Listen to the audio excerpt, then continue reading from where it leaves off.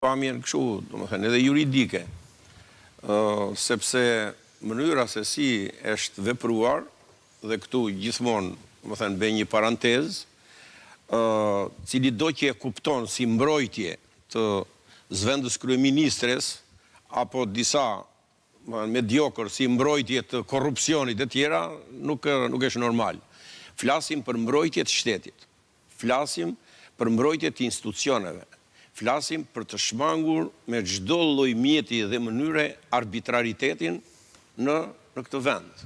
Dhe arbitrariteti, kur vjen nga organet tilla, siç është organi i akuzës apo nga gjykatat, është i tmerrshëm, është jashtëzakonisht dëmsjellës.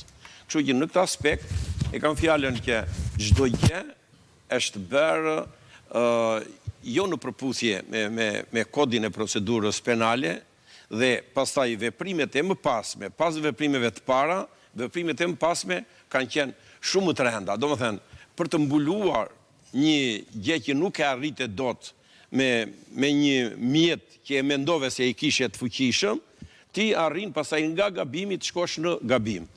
Jam i bindur 100% që edhe kur kanë dhënë masën e sigurimit, ndalimin, se është mas sigurimi, ndalimi i daljes jashtë shtetit. Domethënë, bllokimi i pasaportës. Është mas sigurimi, një ndër masat e para. Sigurimi.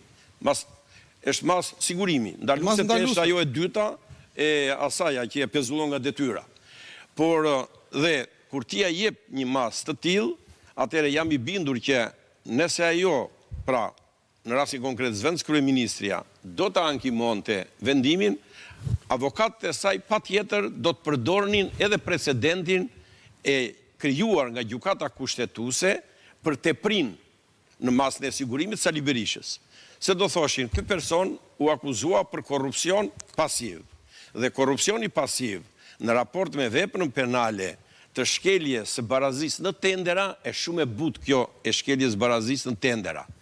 Kjo jo si është, domethënë, po edhe tek marzhi i dënimeve, se aty e shikojmë neve. Derisa ne themi që maksimalin e ka 5 vjet. Kjo e mos barazisë. Po, paragrafi 2. Na 1 deri në 5. Na 7 deri në 12 vjet.